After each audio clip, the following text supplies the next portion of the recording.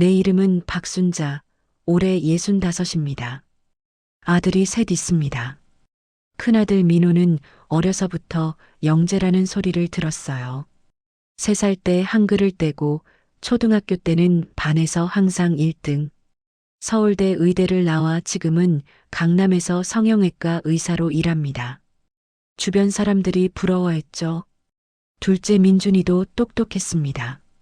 형만큼은 아니어도 공부를 잘했고 고려대 법대를 나와 변호사가 됐어요.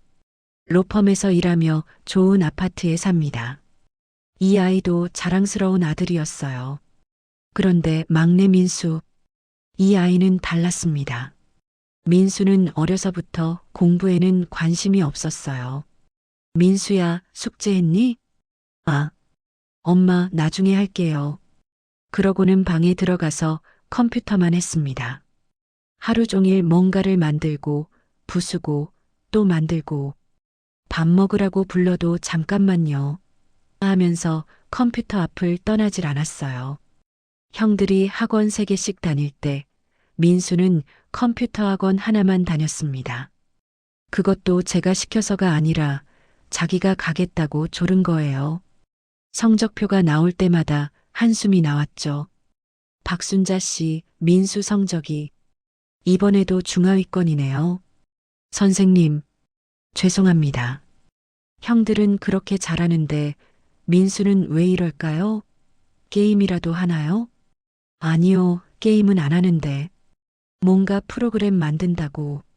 선생님이 고개를 저었어요. 에휴, 요즘 애들이 다 그렇죠. 공부는 안 하고. 명절 때마다 고통이었습니다. 순자야, 큰아들 의대생이라며? 대단하다. 둘째도 고대법대? 어머, 너희 집은 아들 복이 있네. 친구들이 부러워할 때마다 가슴이 뿌듯했어요. 하지만 이어지는 질문이 칼처럼 찔렀습니다. 그래, 막내는? 막내도 공부 잘하지? 막내는 그냥 평범해요. 아이고, 셋 중에 하나는 그럴 수도 있지 뭐. 평범하다는 말로 포장했지만 다들 알았어요. 막내가 공부를 못한다는 걸. 시누이들은 더 노골적이었습니다. 형님, 민수는 대학은 어디 보낸대요? 글쎄, 전문대라도 가면 다행이지. 어머, 형들은 그렇게 잘났는데. 유전자가 참 신기하네요.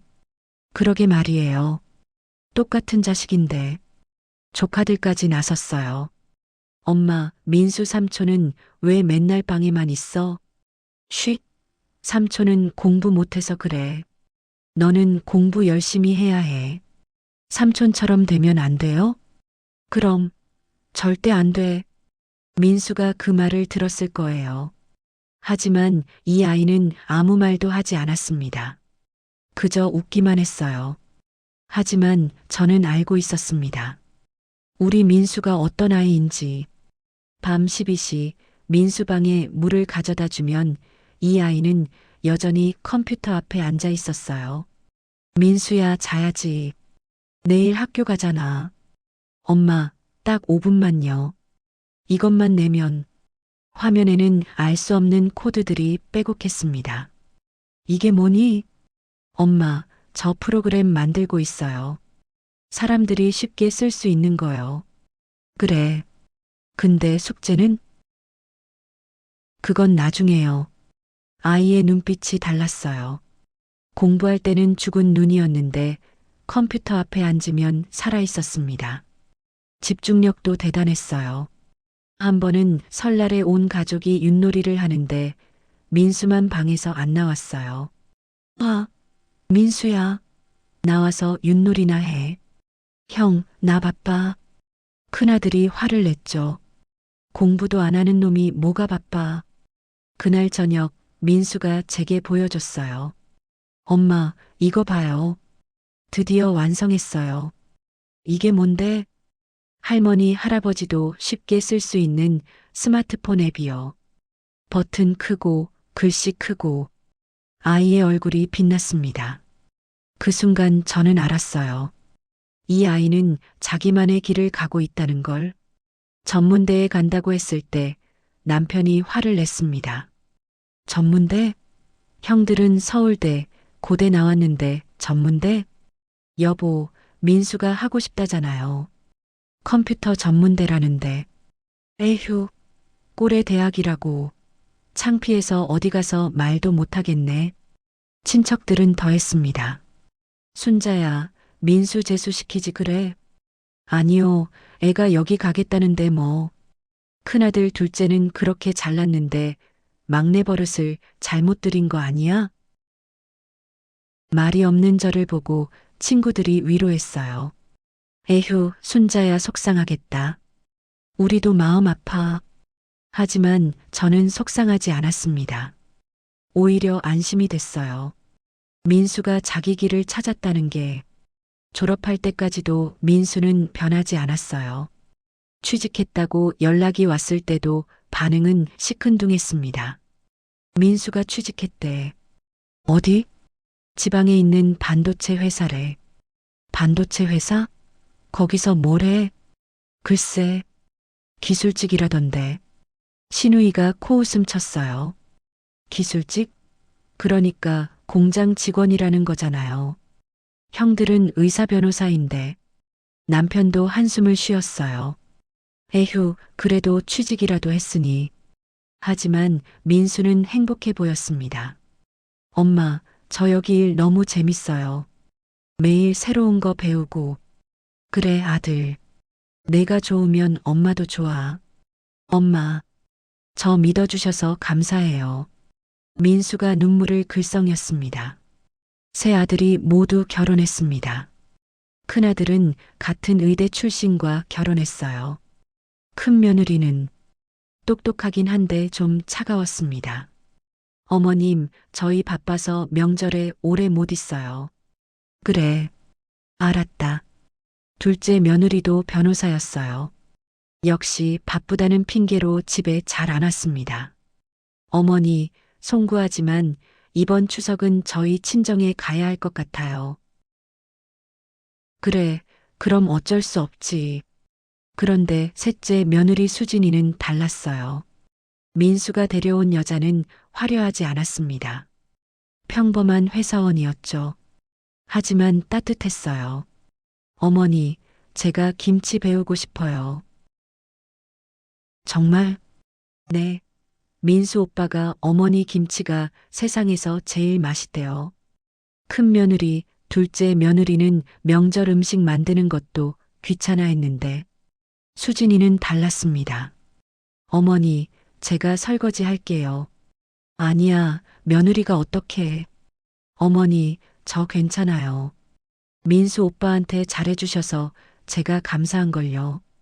이 아이를 보면 마음이 따뜻해졌어요. 작년 여름이었습니다. 집에서 설거지를 하다가 갑자기 어지러웠어요. 여보, 나 좀. 그 다음 기억이 없습니다. 눈을 떴을 때 병원이었어요. 뇌졸중이십니다. 다행히 빨리 오셔서 의사 선생님 말씀이 들렸습니다. 남편이 전화를 했나 봐요. 민호야, 엄마가 쓰러지셨어. 네. 어디 병원이에요? 서울대병원. 아, 아버지, 죄송한데 저 지금 수술 있어서요. 제가 거기 아는 후배한테 전화해 놓을게요. 그래. 큰아들은 오지 않았습니다. 큰 며느리한테서도 전화 한 통 없었어요. 둘째한테 전화했어요. 민준아, 엄마가.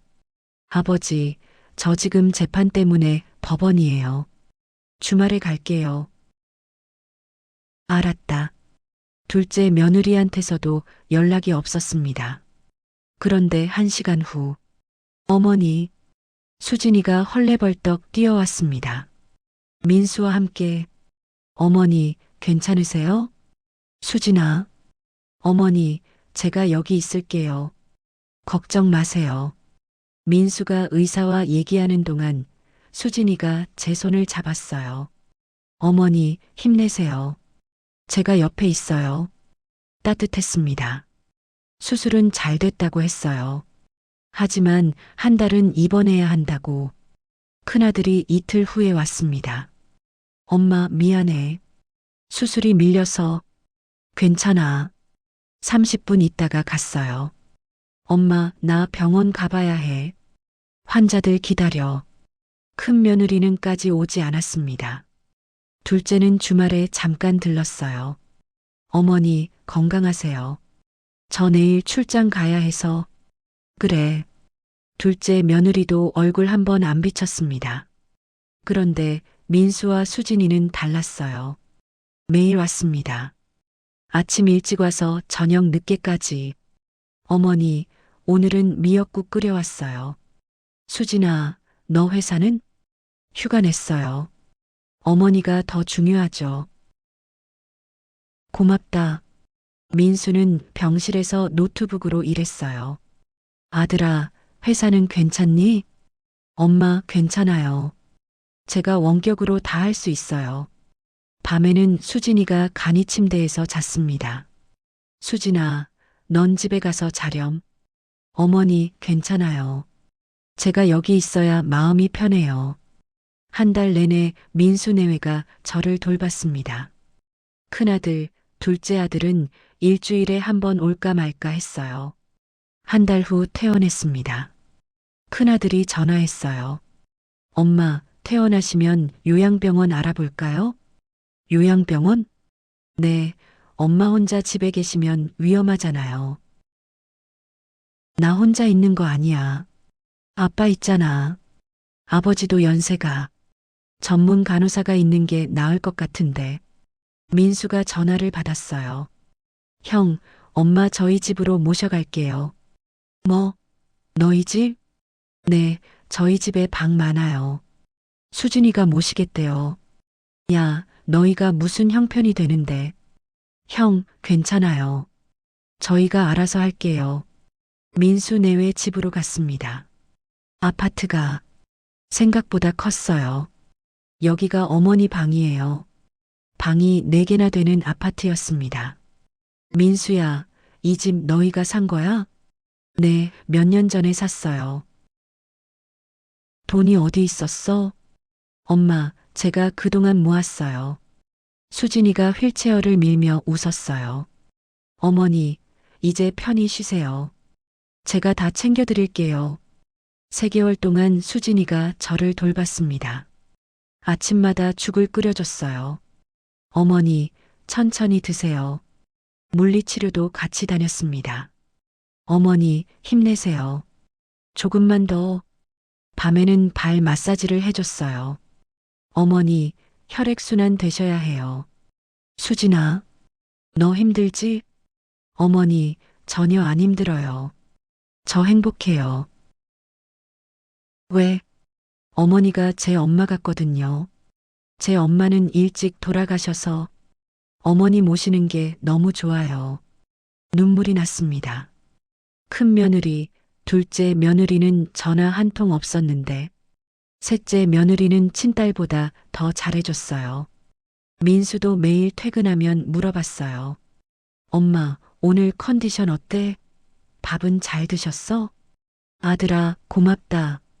엄마, 당연한 거예요. 엄마가 저 믿어주셨잖아요. 3개월 만에 걸을 수 있게 됐습니다. 의사 선생님도 놀라셨어요. 보호자분이 정말 잘 돌보셨네요. 빨리 회복하셨어요.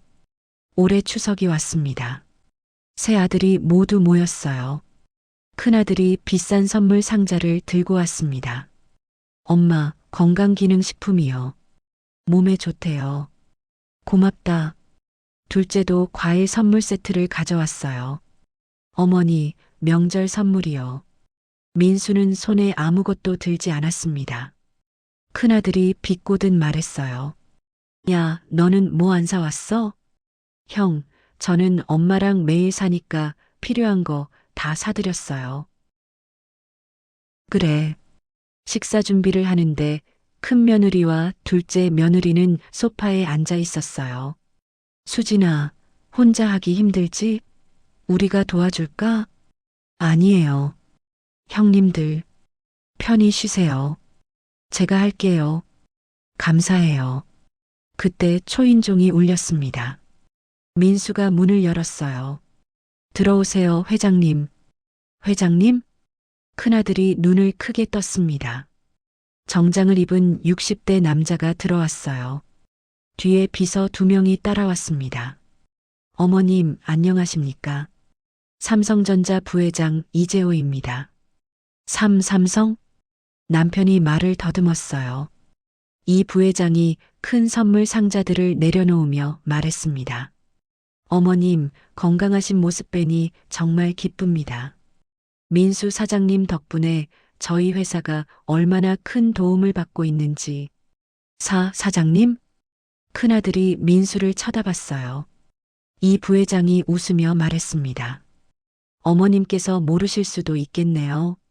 우리 사장님께서 너무 조용히 사업하시니까요. 민수 사장님은 JH 테크놀로지 대표이십니다. 저희 삼성전자에 반도체 검사 장비를 공급하시는 10년 전 전문대 졸업하시고 우리 회사에 기술직으로 입사하셨죠. 그때부터 남다르셨어요. 밤낮 없이 연구하시더니 5년 만에 국산 최초로 나노급 반도체 검사 장비를 개발하셨습니다. 그리고 회사를 나가셨어요. 창업하시겠다고. 처음엔 다들 미쳤다고 했죠. 대기업 정규직 버리고 창업이라니. 큰아들과 둘째 아들이 입을 벌린 채 민수를 쳐다봤습니다. 이 부회장이 계속 말했어요. 하지만 민수 사장님은 해내셨어요. 직원 3명으로 시작한 회사가 지금은 5천 명이 일하는 기업이 됐습니다. 작년 매출이 5조, 영업이익 1조 2천억입니다. 삼성뿐 아니라 SK하이닉스, TSMC, 인텔까지 전 세계 반도체 회사들이 민수 사장님 장비를 씁니다. 거실이 쥐 죽은 듯 조용해졌습니다. 이 부회장이 가방에서 서류를 꺼냈어요. 그리고 이번에 저희 삼성전자가 JH 테크놀로지 지분 20%를 인수했습니다. 인수 금액이 모두가 숨을 죽였습니다. 2조 원입니다. 그럼 민수 사장님께서 보유하신 지분 80%는 누군가 계산했어요. 8조 원. 큰 며느리가 기절할 것처럼 얼굴이 하얘졌습니다. 이 부회장이 가신 후에도 아무도 말을 못했어요. 민수가 조용히 말했습니다. 엄마, 아빠, 그리고 형들. 죄송해요. 그동안 말 안 하고. 큰아들이 떨리는 목소리로 물었어요. 너, 정말로? 네, 형. 10년 전 전문대 나와서 회사 다닐 때 다들 저를 무시했어요. 공부 못한다고, 쓸모없다고. 하지만 엄마만은 달랐어요. 민수가 저를 바라봤습니다. 엄마는 절 믿어주셨어요. 다른 사람들이 뭐라고 해도 민수야, 내가 좋아하는 일 해라. 엄마는 내가 행복하면 돼. 엄마의 그 말 한마디가 저를 살렸어요. 눈물이 왈칵 쏟아졌습니다. 밤마다 연구실에서 잘 때도, 창업하고 돈이 없어서 라면만 먹을 때도 엄마가 우리 민수 잘하고 있어라고 하신 말씀이 힘이 됐어요. 그래서 여기까지 왔어요. 민수도 눈물을 흘렸습니다. 큰아들이 무릎을 꿇었어요. 민수야, 형이 미안하다. 너를 무시하고 깔보고. 형이 잘못했다. 둘째도 울먹였습니다. 나도 미안해. 너를 동생으로 안 봤어. 그냥 못난 막내로만 봤어. 큰 며느리와 둘째 며느리는 고개도 들지 못했어요. 민수가 형들을 일으켰습니다. 형들, 괜찮아요. 저도 이해해요. 그리고 형님들도 자기 분야에서 최선을 다하시잖아요. 그것도 대단한 거예요. 남편이 민수의 손을 잡았어요. 아들아, 아빠가 미안하다. 널 믿지 못해서. 아빠, 괜찮아요. 저는 휠체어에서 일어났습니다. 아직 조금 휘청거렸지만 수진이가 부축했어요. 새 아들 앞에 섰습니다. 얘들아, 민호야, 민준아, 너희도 훌륭한 아들들이야. 의사, 변호사로 사람들 돕잖니. 하지만 두 아들이 고개를 숙였어요. 엄마는 항상 알고 있었어. 민수가 특별하다는 걸. 얘는 남들이 안 보는 걸 봤어. 남들이 안 하는 걸 했어. 무엇보다 민수를 바라봤습니다. 얘는 효자였어. 진짜 효자. 엄마가 아플 때 곁에 있어준 건 민수였어. 매일 와서 손 잡아준 건 민수였어. 그리고 수진이가 눈물을 흘렸어요. 얘는 내 딸이나 다름없어. 친딸보다 더 잘해줬어. 큰 며느리와 둘째 며느리가 울었습니다. 어머니, 죄송해요. 저희가 정말 잘못했어요. 괜찮아. 이제라도 알면 돼.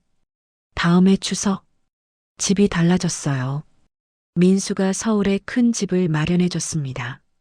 엄마, 아빠, 여기서 편히 사세요. 아들아, 이게 얼마짜리인데. 엄마가 저를 믿어주셨잖아요. 이 정도는 당연한 거예요. 큰아들과 둘째 아들이 변했어요. 이제는 민수한테 먼저 전화합니다. 민수야, 형이 도움 좀 받을 수 있을까? 형, 무슨 일이에요? 병원에 새 장비 들여야 하는데. 내가 좀 알아봐 줄 수 있니? 네, 형. 제가 알아볼게요. 둘째도 달라졌어요. 민수야, 형이 그동안 정말 미안했다. 형, 괜찮아요. 아니야. 형이 동생 덕분에 산다. 너 소개로 회사 법률 자문 받으면서 로펌이 얼마나 커졌는지 아니? 형이 잘하셔서 그래요. 큰 며느리와 둘째 며느리도 이제는 명절마다 일찍 와서 수진이를 돕습니다. 수진아, 이거 어떻게 하는 거야? 언니, 이렇게 하면 돼요. 너 진짜 대단하다. 어떻게 이렇게 요리를 잘해? 어머니한테 배웠어요.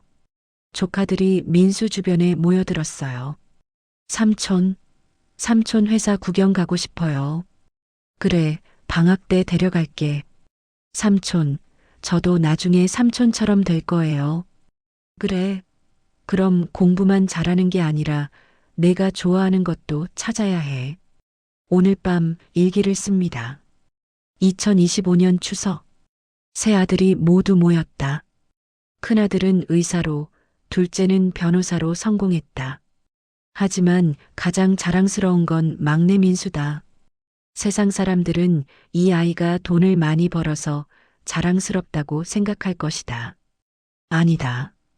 이 아이가 자랑스러운 건 엄마가 아플 때 곁에 있어줘서, 엄마를 믿어줘서, 그리고 무엇보다 자기가 좋아하는 일을 하면서 행복하게 살아서다. 돈이 많아서가 아니라 행복해서 자랑스럽다. 그리고 수진이, 이 아이는 하늘이 내려준 딸이다.